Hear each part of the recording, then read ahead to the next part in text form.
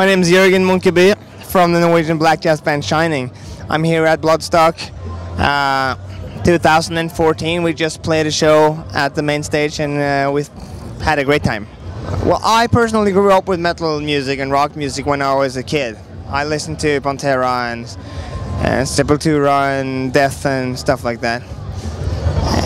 But for some weird reason I started playing the sax when I was 9 years old. And after a while that kind of led me to, I got interested in theory and chords and scales, and that led me to study jazz music. And I started listening to jazz music, and the guy that kind of really turned me on to jazz music was John Coltrane. I bought an album from him which is called Live at the Village Vanguard Again, and I didn't like it. And a year after I just felt that I should give him another try, and I bought another album called Crescent from 1964, the same year as the more famous A Love Supreme. And it was a softer album and I really dug it. I really felt that it spoke to me. And from that on, John Coltrane was kind of my idol in the jazz world, and I bought everything he had made. And I started getting into the later period of his works.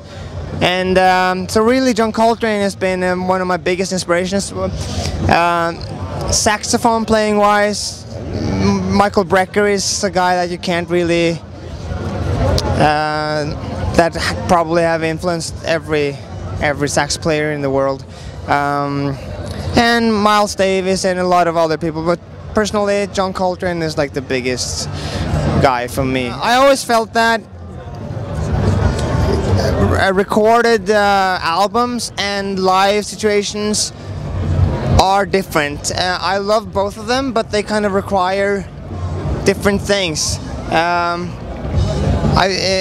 seen that when you do a studio album and you do a live version, you try to record a live version, then suddenly you hear that other things might work. I mean, they're just different. And for Shining, I think we're more energetic.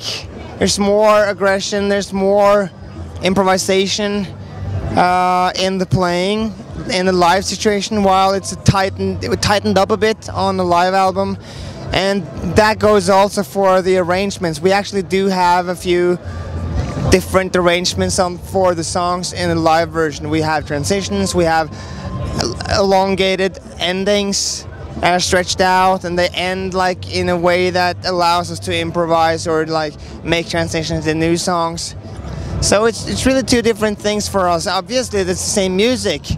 Another thing that we do that a lot of other bands don't do, we try to just only have live instruments, so we're not having samples and tracks and stuff like that. And a lot of bands want to have those kind of tracks because they want to tie in the live show with the recorded version. While for us, it's I want to keep what's unique with a live setting, and which is the freedom and the freedom to change things on the fly. It can all go horribly wrong, but I think it can go even more horribly wrong if you have a lot of tracks and stuff. Then, you know, if something goes wrong with us, if my guitar doesn't work or if my whatever, we just continue on, which I like that kind of punkish attitude. You know, if it's always great to play on stages where the local crew is professional and knows what they're doing, but sometimes it's even more fun when you're on places where they have no idea what they're doing, because you get that kind of, just get that aggression from like being in a situation where you can't control anything. So I mean, it can't go that wrong with us. We just go on, you know.